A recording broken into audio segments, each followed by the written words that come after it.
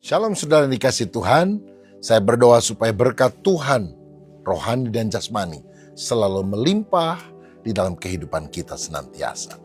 Hari ini saya akan membagikan firman Tuhan dengan judul Hati Tergerak, Tangan Terulur. Matius 9 ayat 35-38, belas kasihan Yesus terhadap orang banyak. Demikianlah Yesus berkeliling ke semua kota dan desa. Ia mengajar dalam rumah-rumah ibadat dan memberitakan Injil kerajaan sorga serta melenyapkan segala penyakit dan kelemahan.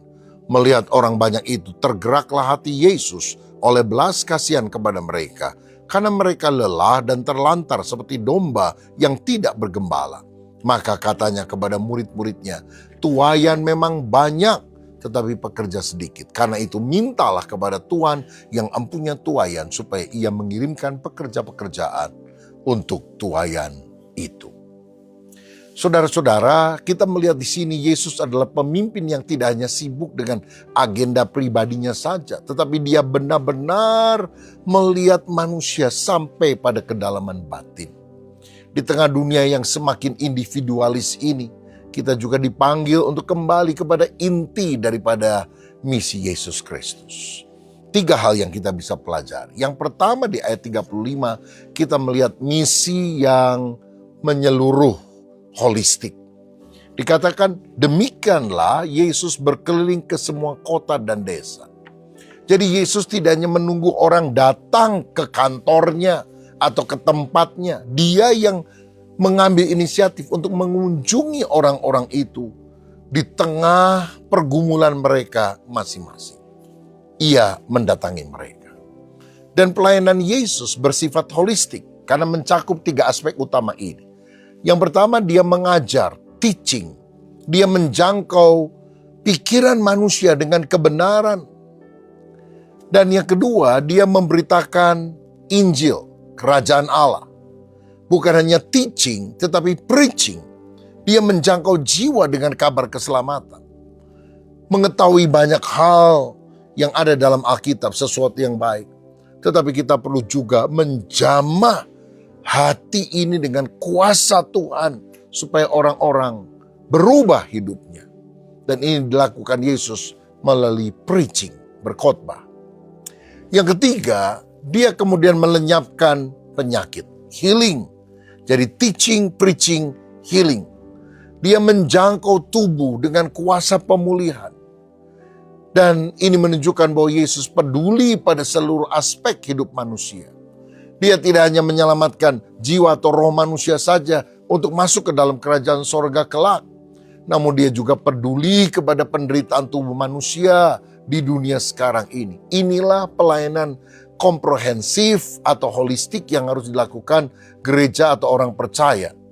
Kita tidak hanya peduli kepada hal-hal yang tampaknya rohani, tapi juga memperhatikan penderitaan fisik yang dialami oleh seseorang. Saudara, ini adalah pola daripada pelayanan Yesus. Bagi kita yang melayani di gereja, ini tidak hanya bicara soal khotbah di mimbar, tapi juga pelayanan konseling, one-on-one kepada orang-orang yang membutuhkan jamahan kuasa Tuhan dalam hatinya.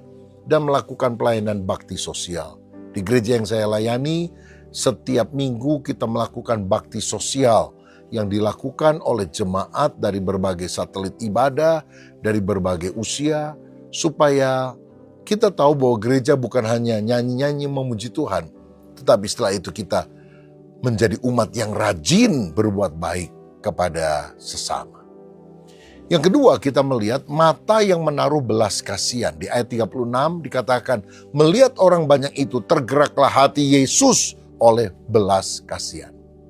Saudara, ketika Tuhan Yesus melihat kerumunan orang banyak, dia tidak melihat mereka sebagai gangguan atau statistik. Berapa yang kemarin datang ke gereja? 300. Oh, 500. Oh, 1000. Tuhan tidak melihat orang hanya seperti angka, melainkan melihat mereka sebagai pribadi-pribadi yang berharga, yang tampaknya jiwa mereka sedang lelah dan merana.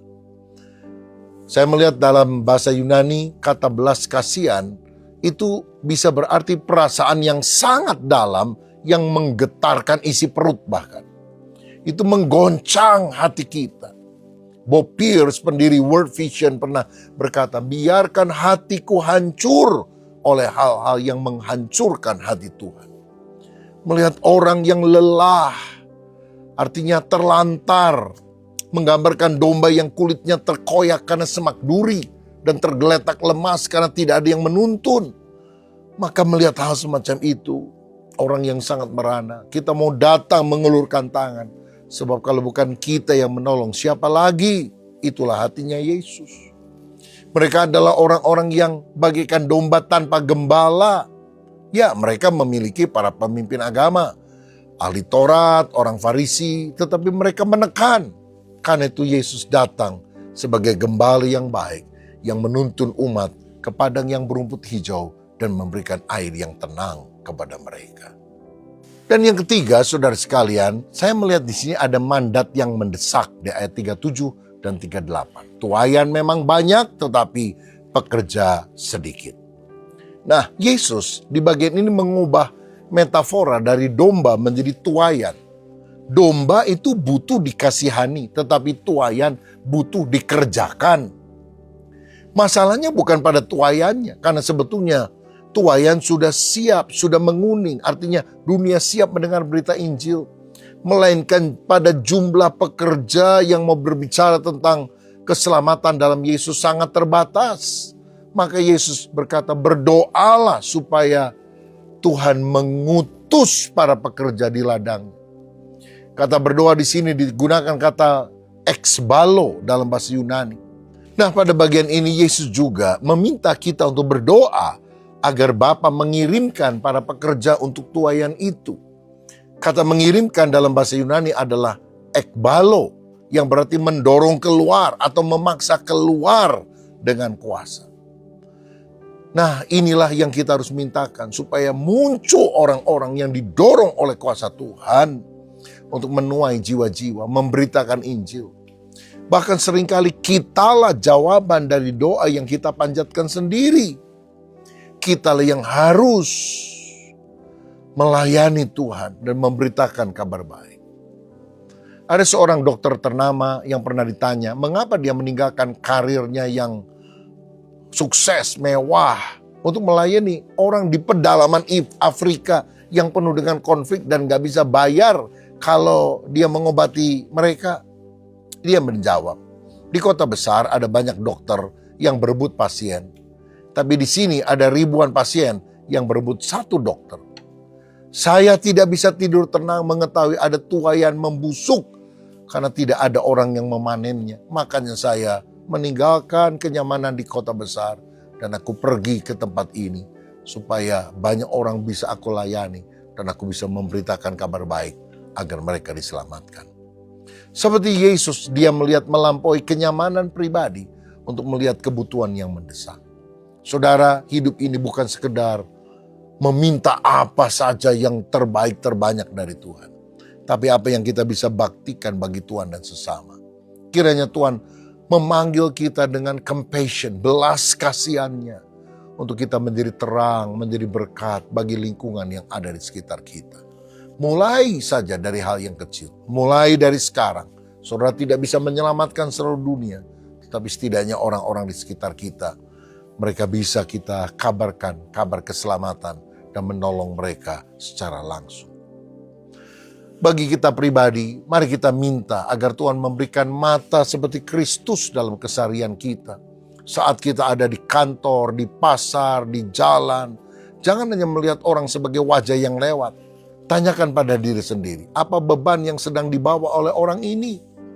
Dan ayo mulai bertindak dari hal kecil seperti memberi telinga untuk mendengar, menyampaikan kata-kata penguatan, sehingga orang-orang dikuatkan. Dalam keluarga, lihat, keluarga adalah ladang tuaian pertama. Seringkali kita berbelas kasihan pada orang asing, tetapi tidak sabar terhadap pasangan atau anak di rumah. Mari kita jadikan rumah kita sebagai tempat di mana gembala itu hadir. Orang tua bukan hanya sekedar penyedia materi, tetapi gembala rohani yang memastikan anak-anak tidak lelah dan terlantar secara emosional. Dalam pelayanan, jangan kita terjebak dalam rutinitas organisasi hingga lupa pada esensi manusia, bukan target oriented tetapi people oriented. Pelayanan bukan tentang seberapa megah acara kita, tapi seberapa banyak jiwa yang terjamah oleh kasih Tuhan. Fokuslah pada ex balo, berdoa dengan sungguh-sungguh, meminta agar Tuhan memunculkan para pemimpin baru yang punya hati hamba, bukan sekedar mencari jabatan. Kesimpulannya, Yesus berkeliling, Yesus melihat, dan kemudian Yesus mengutus. Hari ini biarlah kita tidak hanya menjadi penonton tuaian, tetapi menjadi pekerja yang tangannya mungkin kotor dengan lumpur, tetapi karena kerja keras dan hati kita penuh dengan kasih Tuhan, supaya banyak jiwa diselamatkan.